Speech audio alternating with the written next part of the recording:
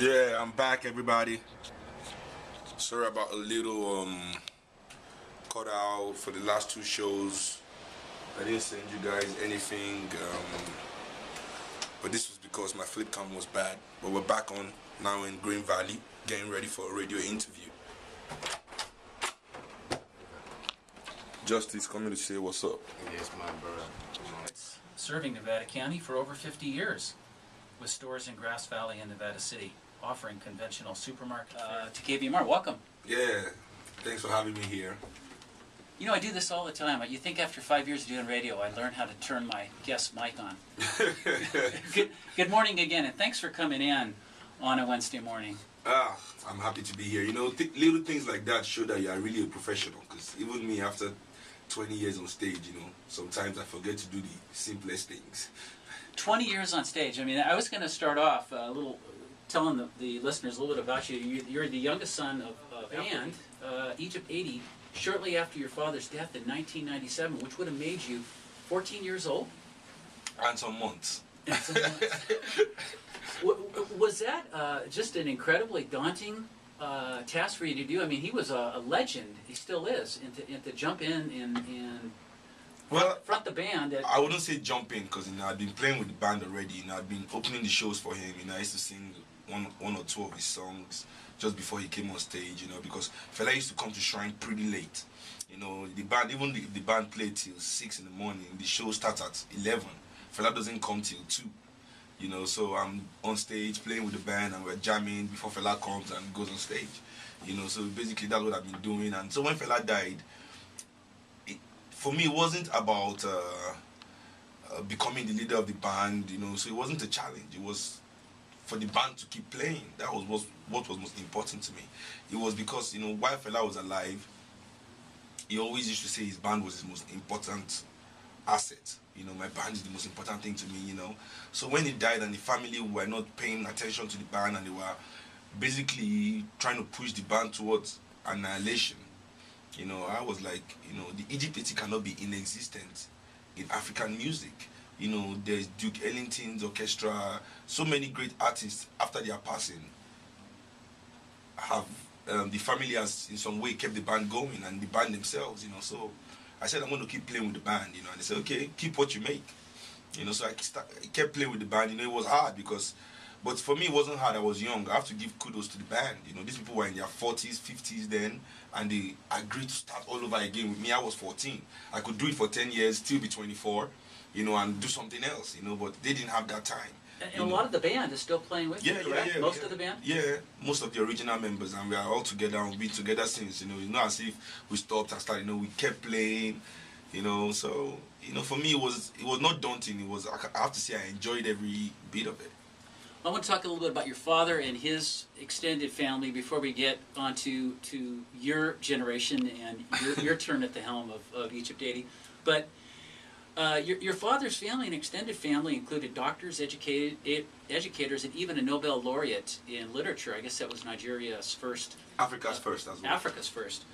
And your father grew into adulthood during the late 50s, early 60s, and that was the dawning of the great, I guess, independence, you know, emerging from the yoke of colonialism in Africa. So, do you think there was an optimism and a sense of involvement and empowerment that existed then that powered your father's music and that somehow is lacking today, or? Well, no. I think Fela's music basically at that time was very optimistic, as you said, you know, because he was not really versed in the dealings of the world the way it was. You know, he was just happy his country was free. He was a young man in Africa before he went off to England to study.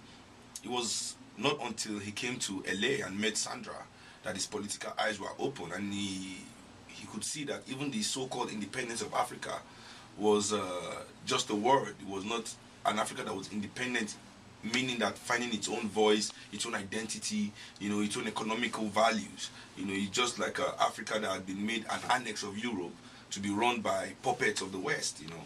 And I think that was what drove his music. The fact that Africa was not representing Africans. You know, so the optimistic music of Fela was the Kula Lobitos era. You know, you could hear it. You could hear the music was lively. It was talking about dance. He was talking about how African culture, what makes it interesting, the funny parts of it, the interesting parts of it. You know, he sang about folklore. You know, music that didn't really, you know, that was culturally strong, but didn't really empower the people in any way. And did his music become more politically tinged as he got older, and maybe more schooled in kind of the realities of the world? And I think after LA, you know, after '69, from '70, his music changed dramatically, became radically political, and you know, because he believed, and I believe that as well, that music in Africa cannot be about love and champagne and cars and clothes and things like that. You know, music in Africa has to be about African people. Music in Africa has to be about the struggle, about change, because music has to represent the people. You know, and we can understand if music here is about love. I mean, you people have animal rights already in Europe and America. You know, you care about how well you treat your dogs. You know, in Africa we still don't have human rights, and it's 2012. You know, so music cannot be about trivial issues. Music has to be what it is, you know, a weapon for the people. It's 9/11 on a Wednesday morning. We're speaking with Seun Kuti, who's in town with Egypt 80 tonight at the Center for the Arts in Grass Valley. I'm going to read a quote that is attributed to you, and I want you to comment on it. Basically, what is happening today in Africa are the same things that were happening 40 years ago when my father was songwriting, but they're happening in different ways. Explain that and how that affects your songwriting in 2011.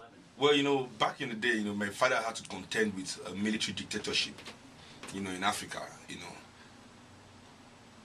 And what the result of that is still the same result we're having in Africa, even if we have these so-called democratic dispensations. I mean, let me put it this way. In 1993, in my country, there was a huge fight for democracy, and there was an annulled election that everybody felt was fair, and the youth came out, and I was about 10 years old then. But my uncle, Dr. Seun Kuti, was in the forefront of this struggle, you know, and even though my dad was not happy with the candidate because, you know, he was tainted by the government, Chief MKO Abiola, you know, my uncle was at the forefront, so I wanted to join him, you know, because growing up in Kalakuta, I was always conscious. I was like, even if Fela doesn't want to support this movement, I'm going to go to meet my uncle at the square where they're having the protest and march with him and stuff, because it was close to our house. So I walked there, you know, and that was the first time I was gassed ever in my life, you know, and was tear gassed, and my uncle was like, "She'll run home now, run home." It's nasty, isn't it? Yeah, you know, he said, "You have to go home, you have to go home." So I was half blind, running home, crying, you know, because of the tear gas and everything, you know. And fast forward 20 years later, our Senate president and one of the top elders at the board of the political party that runs our country were the same military guys giving orders to shoot pro-democracy activists 20 years ago. So you understand? People that fought against democracy 20 years ago are in power today in a democratic dispensation. You know, so these are the kind of things that I say are happening all over again, because in Nigeria, if you look at our politics, and in all of Africa, the names are generally the same. Titles just change. It's interesting to me and somewhat ironic that South Africa, the country of South Africa, who was the only country, I think, in the world to have apartheid as a legally codified system of separation of races. I don't believe in the word apartheid. You know, genocide is genocide. Okay. The fact that it happens in Africa, Okay. they shouldn't change the name. But it seems to me that that country, at least from the perspective of someone thousands of miles away, has at least tried to make an accommodation with its past and moved out of that era. Nelson Mandela, you know, spent all those years in jail and briefly presided over the reigns. Are you still alive? But is that just an illusion that we in the West comfort ourselves with, thinking that there's hope because South Africa has emerged from that darkness? Well, I don't think if you go to South Africa, majority of the black people in South Africa will agree with you that they have emerged from the darkness. You know, I think it is the least I can say about what happened in South Africa is, as you said, an illusion. That is the fairest word I can use for what they have in South Africa today. Because, you know, in any way we want to talk about it, there cannot be change, there cannot be peace without justice. And it is hard for someone to look in the eye of the man that has killed his father, his brother, and be expected to reconcile with him just like that.